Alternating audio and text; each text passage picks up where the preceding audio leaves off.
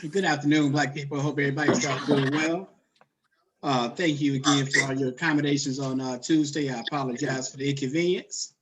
Um, I was gonna post this lecture, but I wanted to make sure, in case there were any questions about anything, that you had a chance to fill those, and we could go through some of this together. And concluding our discussion on experiments, and keep in mind that there are many different types of experiments. We're talking about here the classical experiment, which is informed most of the social sciences. And one of the dangers associated, again, every method has its strengths and shortcomings. A shortcoming of the classical experiment is seen through the Hawthorne effect, where in a factory in Hawthorne, Illinois, they were attempting, this is in the 1920s, 30s, they were attempting to see the impact that lighting had on worker productivity. That they thought that if they improved the lighting, that the workers might work a little bit more efficiently and get more done throughout the course of the day. And they very quickly found that once they did that, and they began to study and observe, how much they were getting done, and they found that the workers were a lot more productive. However, make sure you're listening and take notes on what you're hearing as well.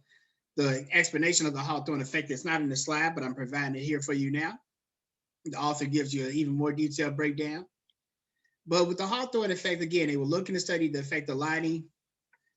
They took notes, they took empirical evidence and wrote down, again, they produced 7 widgets a day. Each worker produced 7 widgets a day before we got the lighting improved.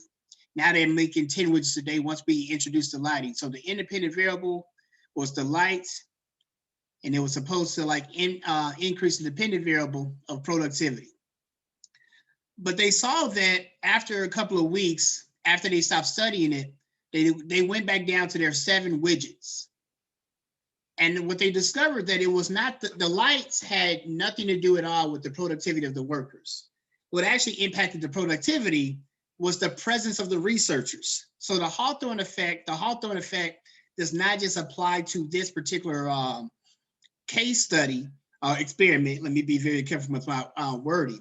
It doesn't just refer to this particular experiment, but in all experimental research, the danger that the people participating in the experiment will perform in a way that they think you want them to. They'll perform in a way that you think you want them to. So if you're looking like, hey, does video games make people more violent? If I'm in this experiment and I know that's what you're looking to find out, there's a subconscious thing that might impact my behavior to kind of make me produce that for you. So much like, think of it this way, right? In your opinion, is reality TV really real? No wrong answers, but what do you think? Is reality TV really real? No, because their whole demeanor can change being the fact that the cameras are present. Good. So a lot of times out the wild, Janaya, people just kind of respond in a way that they expect to. Like if it's like, if we finna do like a Love and Hip Hop show, like that we expected one of y'all to be the drama queen. We expected one of y'all to be trying to fight everybody every show. And very quickly, people kind of play into those roles. So a real reality TV show, Janaya, will be where we're recording you, but you don't actually know that you're being recorded. Because it's a tendency, again, when you know that you're on camera, people kind of like, it's a human nature, if you will, to kind of behave in the way that your audience expects. So a double-blind experiment, Latasia, is an attempt to try and, because again, right, that don't mean that you can't use experiments. That doesn't mean that you can't use experiments, Shania. You just got to make sure that you set up your experiment in a way that protects against those kind of things, because you're trying to get at truth. You ain't trying to just record people acting crazy. You want to see how, again, we're trying to look at reality TV. We want to see how real people behave and act under normal circumstances. So some researchers will set up their experiments to be double blind. So what this speaks to, right, that if you're going to do an experiment or something, Diamond, the people in the experiment, you can't let them know what you're trying to find out. You can't let them know what you're trying to find out, because otherwise they're going to give that to you. But also, there may be some times where you may also bias yourself. So a double blind experiment means that, we'll talk about control groups and the experimental groups. that with a double-blind experiment, you as the researcher, Latasia, you don't know who's part of the control group. You don't know who's part of the experimental group. So if you have created a vaccine to try and cure COVID, a double-blind experiment will mean that you don't know who got the vaccine. Because if what research has shown, Janiyah, that if you think you got the vaccine, you're going to be behaving in a way that suggests you're more healthy than you might actually be. Like, oh, I got the vaccine, I'm good now. And you might not really be. They're all, and again, keep in mind, right? Some of y'all have taken social psychology, all of you all taken general psychology. The mind is a very powerful thing.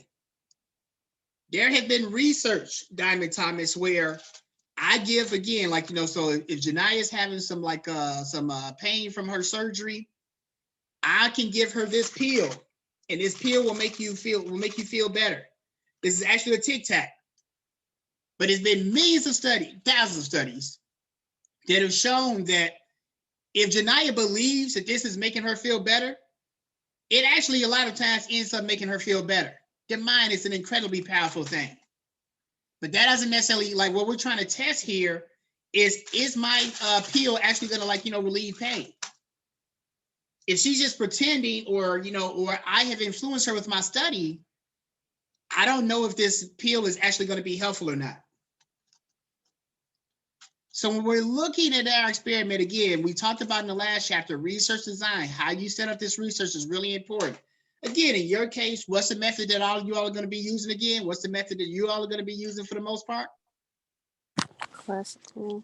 Cause and effect. Nope. So what are the different research methods again? Observations, experiments, surveys. Good. One extra credit point, Diamond Thomas. So what's the method that y'all going to use for the most part? Secondary data analysis. Good. One extra credit point.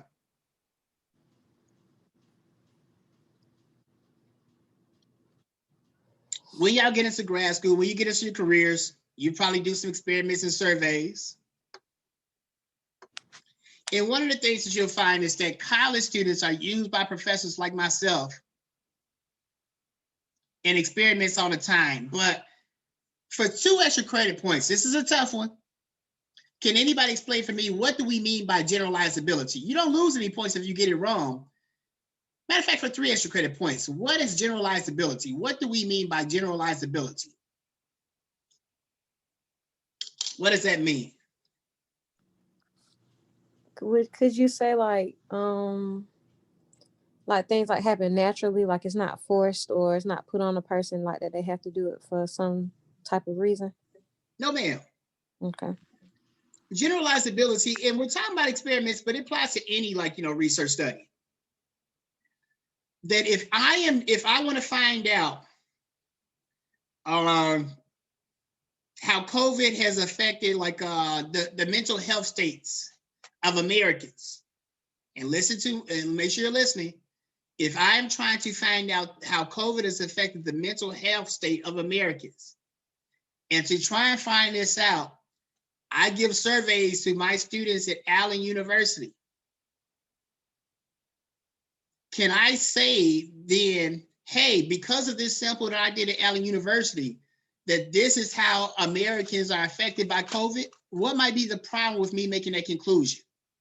I sample students at Allen University, and then I say that as a result of my findings in this experiment, that this explains how all people are affected by COVID. What might be problematic with that? Again, you lose nothing for getting it wrong, but the critical thinking involved here, I think, will help you. What will be the problem in me trying to make a conclusion that this sample of Allen University students is representative of what's going on in the whole country? The problem with that is that most Americans are not college students. Your income, your education level, your responsibilities are a lot different than most Americans. So I might be able to say that the research I did is generalizable to all college students, But because your demographic, your biographical backgrounds are so different, I can't say that this is true of everybody. So one of the things that's been problematic in a lot of science is it might be, and this is why you have to, in your research, one of the most important things you got to look at when you're going through these annotated bibliographies and you're going through your sources, you got to look at who they included in their sample. You got to look at who they included in their sample. If they're making a conclusion that that's all single parent families behave this way, but they only looked at 30 families in West Virginia, that might be true of that family in West Virginia. That don't necessarily mean that has any bearing on how people may behave in the rest of the country.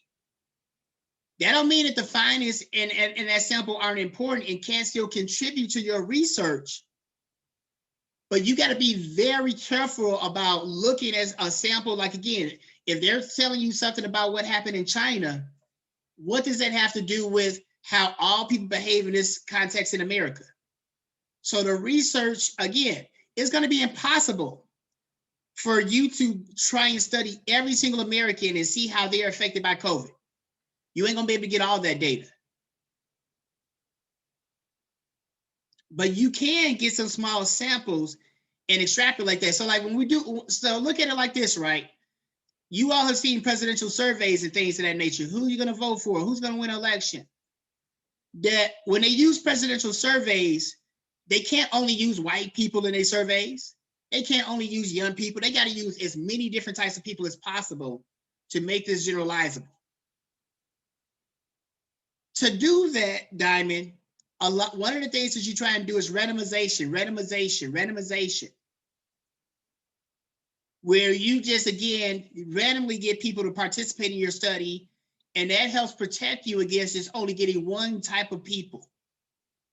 That one of the major problems in social science research through most of its history, Latasia, is that it's only been studying like white men. And there are broad conclusions that will be made about everybody based upon this study of white men. You got to be, when you all go through your sources, that's one of the most important things you got to look at. Who are they studying? How many people did they have in this study?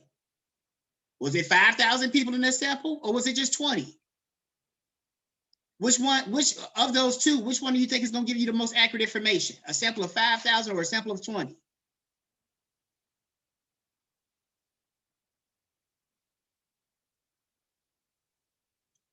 $5,000. Absolutely. The more data you have, the more you can draw wide conclusions. Be very much on the lookout on this in your sources. If somebody is telling you that, hey, we know how single parent families behave because we studied 10 single parent families, like, that don't mean that that doesn't mean that you can't take something away.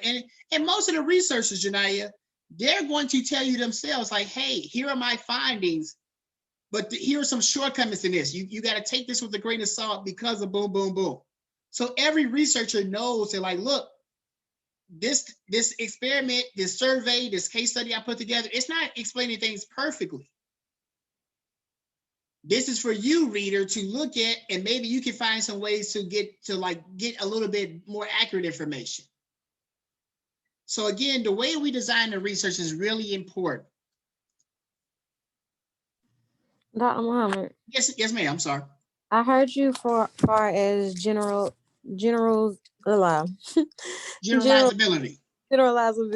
I heard you for that. So in order for the shorten the definition, could I say is to obtain diversity upon demographics? Like how you use the example with the college students and not pertaining to all Americans because they're not college students. That is definitely a good way to think about it, particularly in the American context. Let me see if I can add on to that. Don't lose that. Let me see what else I can add on. Because sometimes because I want to be careful with that, because Janaya, if there may be times where you only want to study Black people and you ain't interested in everybody else. You just want to make sure that the small group that you're studying, that the findings from that research don't only apply to that small group, that you can apply the findings from that small group to the wider group. You can apply findings from that smaller group to the wider group that you're trying to study. You can apply findings from that smaller group to the wider group that you're trying to study. In your case, Janaya, it will be physically impossible, unless we give you like 10, 15 years, for you to go and like find out how every single person that's making less than 31,000, you ain't gonna be able to go and ask all of them how they're dealing with like COVID level depression. So maybe you might only look at 100 people, and that's okay. You want to be able to make sure though that 100 people gives you a good representation of how all those people are living. So for example, right, if in predicting the South Carolina, who's going to win the South Carolina general election, Joe Biden or Donald Trump, they're not going to survey every single person in South Carolina. They might just sample 500 people. But you can sample that 500 people, Janaya, and make it where this is going to be consistent with what everybody is going to do. So you're going to make, again, you want to make sure that your smaller group findings, the findings that you get from studying this smaller group, that actually is in line with what happens with the larger group. With the understanding, Janaya, that you ain't always going to be perfect. That's okay. In setting up your research, Janaya, you're going to understand like, okay, look, I'm finna sample these 100 people, but I know I'm not finna get everybody. I know I might make some mistakes in this. You tell the readers about your concerns and you keep it moving. Does that help answer your question? Yes, sir. And some ways that you go about designing this, right? So again, that we know that there are some shortcomings with experiments. So there are ways that you can set up your experiment. You can design your experiment, Diamond, to try and protect yourself against some of those shortcomings. Again, as I told you, young people, even though this chapter is on experiments, you got to give me a method summary soon where you got to give me 10. These are 3 different methods here. You got a one-shot case study, a one-group pre-test post-design, and when you write this in your paper, don't just be putting like, spin back the notes from me.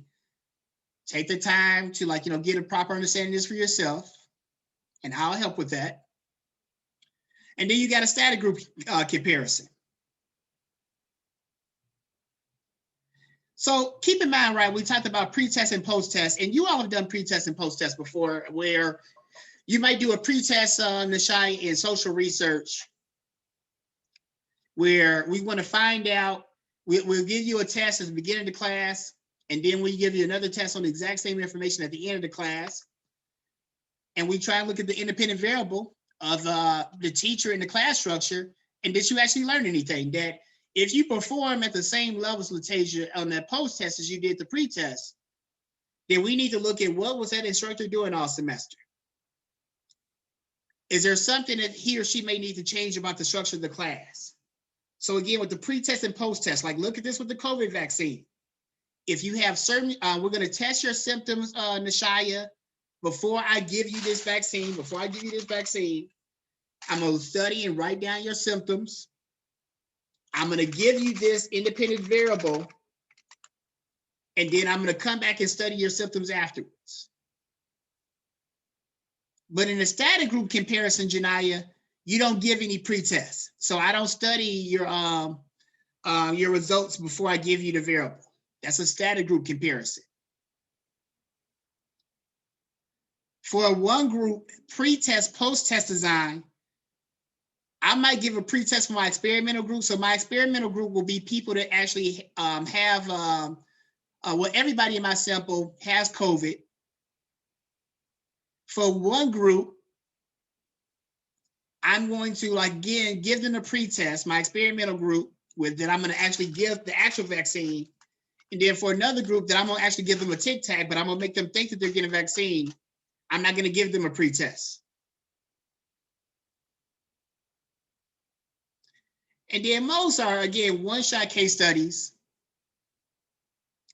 So again, the example I gave for social research or social general psychology, where I'm sure you have to take a pre-test and post-test in there, where everybody, again, every student is a member of that sample. We're going to give everybody a pretest to see how they like their knowledge at the beginning of class. At the end of class, after they get all this information, we're going to give them another test, and we're going to see the impact of the variable of the instruction had on their results. We talked about generalizability before, and that just speaks to that again, that if I'm using this sample of 20 Allen students, does this explain the behavior of all Allen students? Right, and more times than not, that's the case, Latasia. Again, we got to be very careful with this stuff. You've heard this before where, because some students are knuckleheads that don't do what they're supposed to do, all of y'all get labeled that way, right? That's happened before.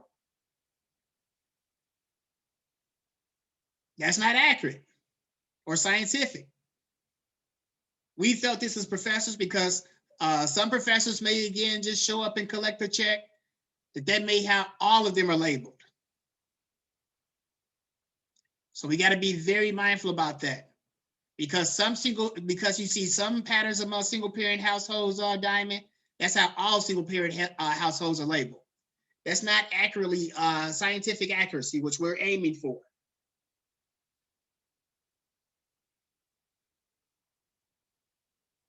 But another thing, and again, keep in mind the research design. That's why, Nashaya, I have been really like hammering home.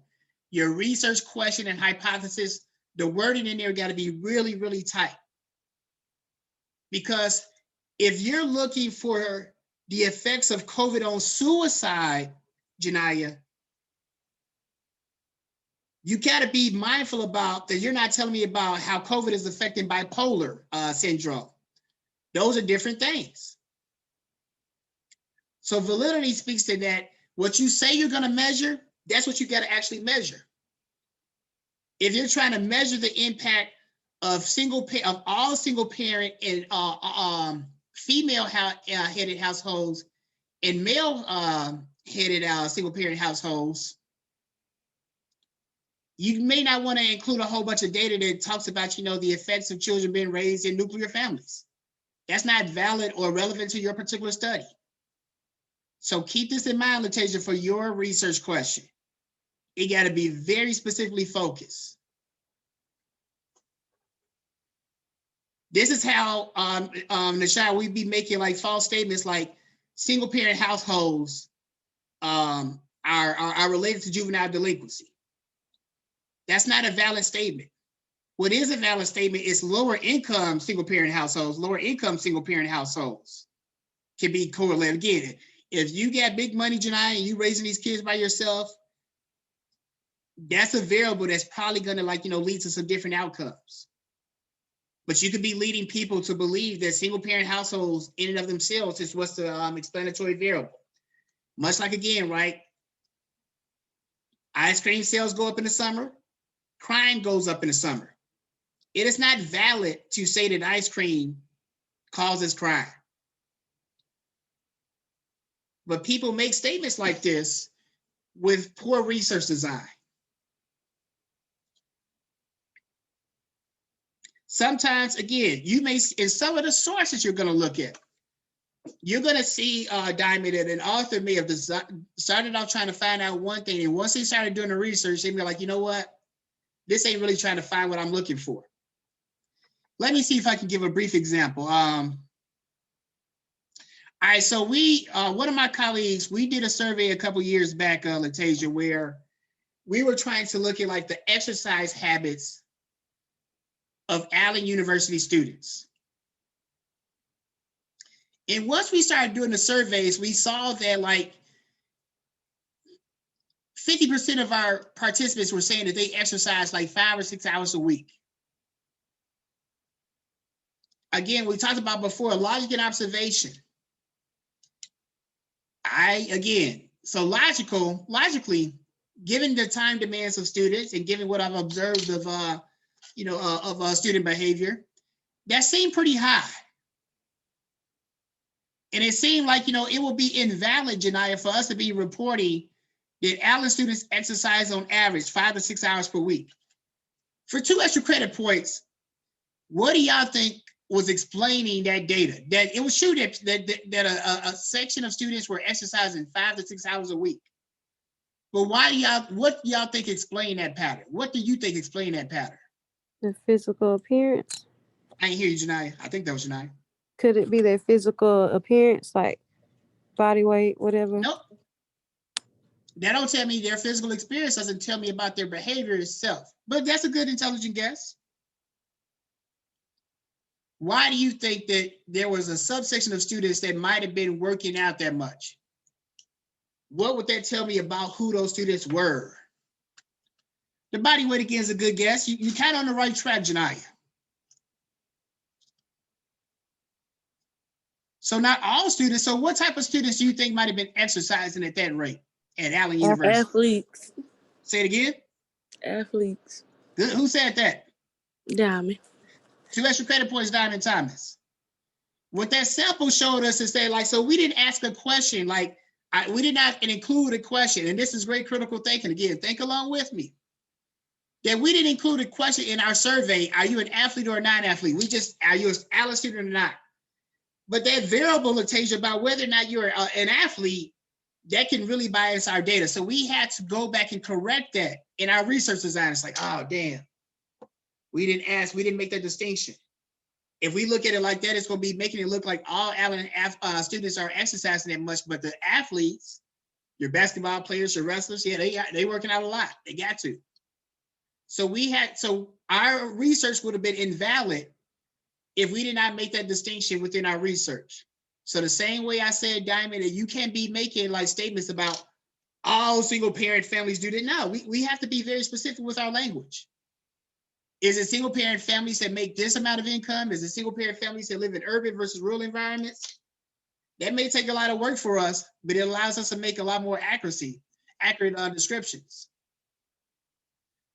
Let's look back at our example about the classical experiment from last week, where we were looking to explore how do we reduce prejudice against Muslims. We do not believe, Diamond, that people are born prejudiced.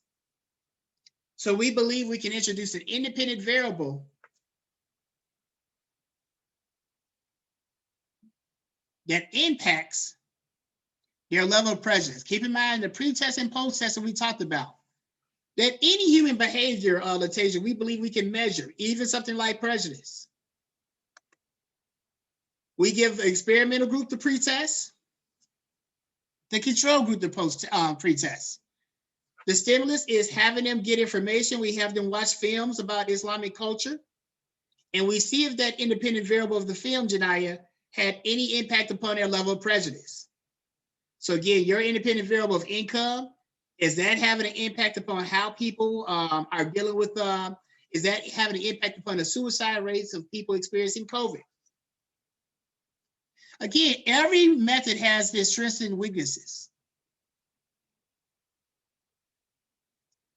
It's possible that that film could reduce prejudice, but you never know for sure that alone. So again, you want to be mindful, Janaya, that income explains a lot,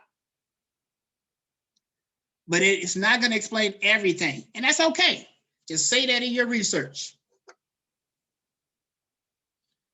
Like, look, I know income explains that maybe income affects Black people differently. Maybe it affects women differently than men. Maybe it affects Muslims different than Christians. Just make a quick statement about that and keep it moving.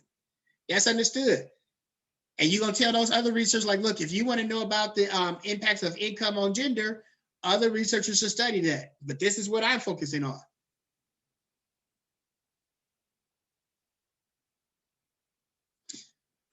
I want to talk about, before we go, natural, again, so we talked about reality TV, right? Where I'm going to tell you that, Latasia, we're going to do a reality show on dorm life in Allen University. We're going to bring the cameras there at 10 o'clock tomorrow morning. That's probably going to produce, Nashaya, a lot of different, like, contrived behaviors. But a natural experiment, Janaya, is where we're observing you, but you don't know that we're observing you. Again, we're observing you, but you don't know that you're being observed.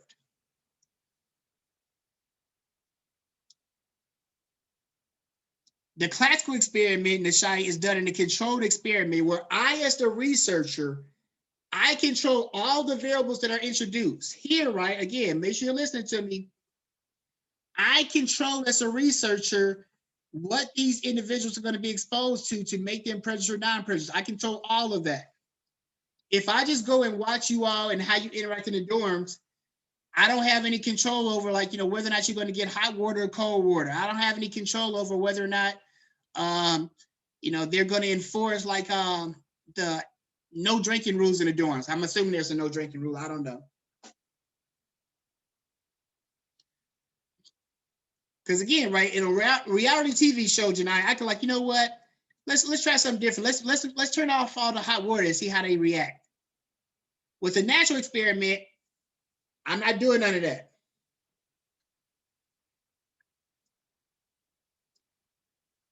In this way, Diamond, a natural experiment, and listen to me, I'm giving y'all some points on y'all method summary.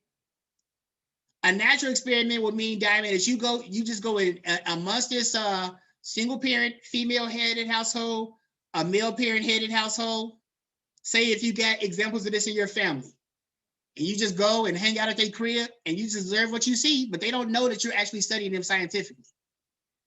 For my dissertation research, Janaya, I wanted to go see how people reacted in spaces that were defined by hip hop culture. So what I would do, true story, I would go sit at the bar, I get my Guinness, and I just would people watch. They had no, again, what they see is just somebody at the bar hanging out. But I am studying them scientifically. Okay, what are the females doing? How are the dudes doing? How are people dressed? Are the Asian people, I didn't respond in a certain way. What about the Hispanic cats? They have no idea that I'm studying their behavior at all. During most of these sessions, I wouldn't even have any paper. I'm just observing. And then as soon as I get to my car, Janaya, I go write everything down real quick before I forget. With prejudice or something like that, right? If I'm trying to, if, like, again, with the experiment, if I'm trying to, like, do an experiment and I'm trying to find out if you're prejudiced, but you know that I'm doing that, a lot of times what people are going to do, Latasia, is I'm going to behave in a certain way so that this researcher don't think that I'm prejudiced. But that doesn't allow us to get at the truth.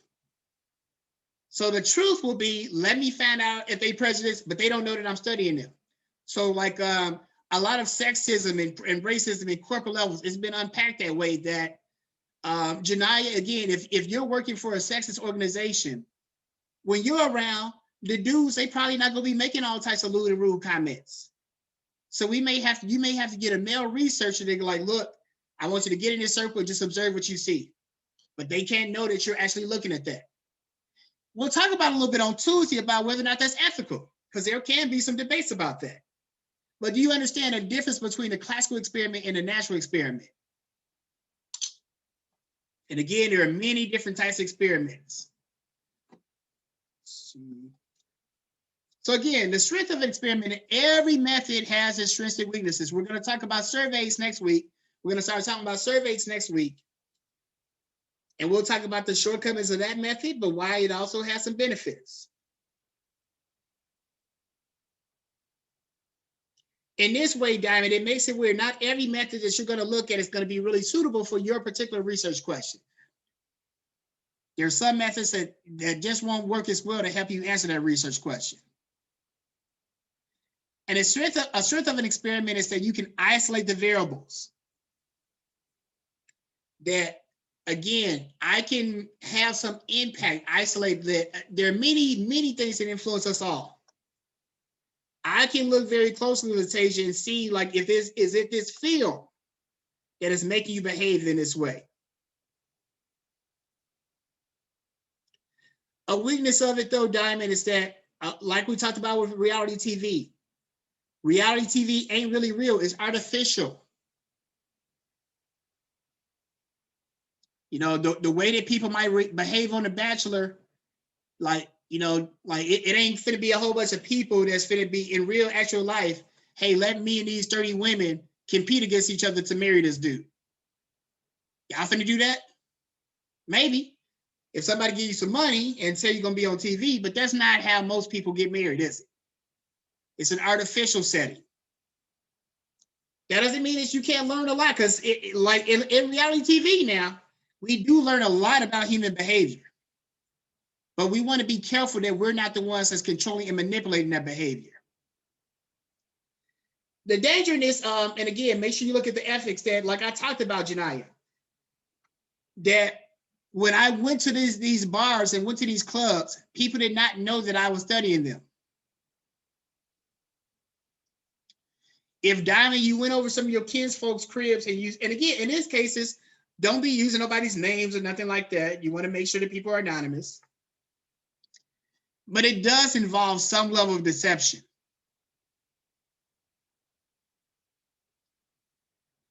And you also want to make sure that you, as an experimenter, don't cause damage to the subject. So when we talk about if we want to experiment, like, and I'm going to get bumped out in a second, so I'm going to try and wrap up very quickly.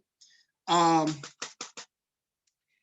if we want to look at, like, the example of Devicia's research, the impact of, like, violence, that do women, what conditions provoke women to stay in abusive relationships? It would be unethical for me to have a control group and experimental group in that sense where, okay, I'm going to just sit back and watch these women get, catch like this abuse and see what happens. The same way, right? It's unethical, this Tuskegee experiment.